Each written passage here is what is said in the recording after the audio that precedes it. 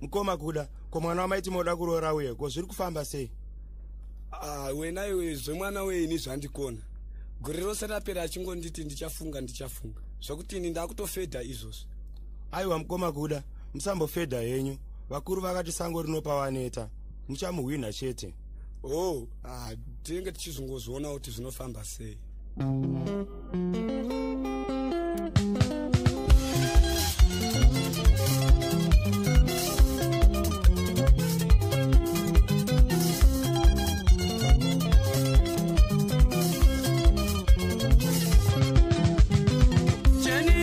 Jennifer, Daddy Jennifer, Ninomuda Joshua.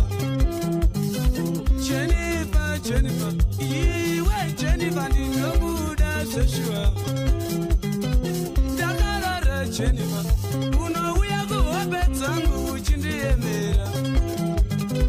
Dakarara Jennifer, unouya kuwapedzangu uchindiemera. Jennifer, korera vekupera wane.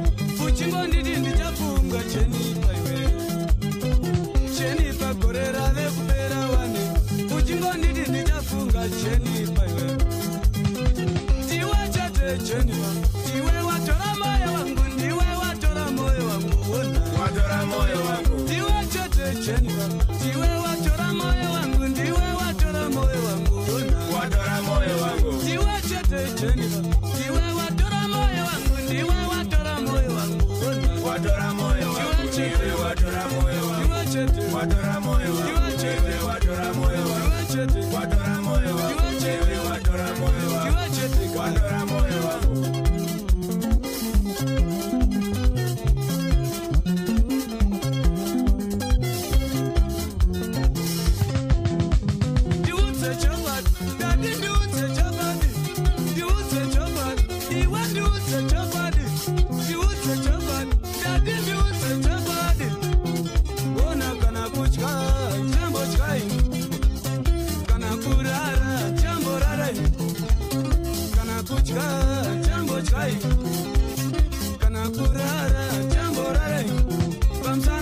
Jennifer, ndiwe watora moyo wangu, ndiwe watora moyo wangu.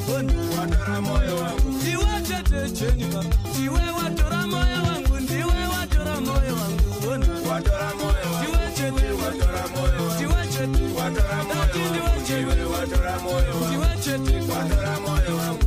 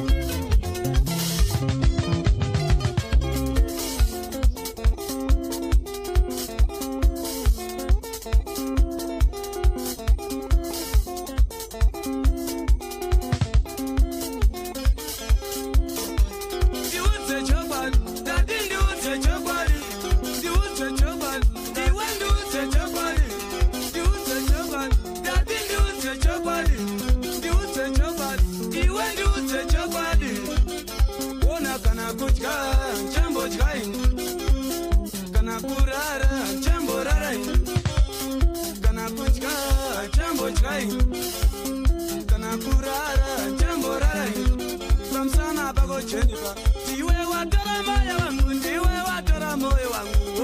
Watora moyo wangu. Ndiwe chete Jennifer.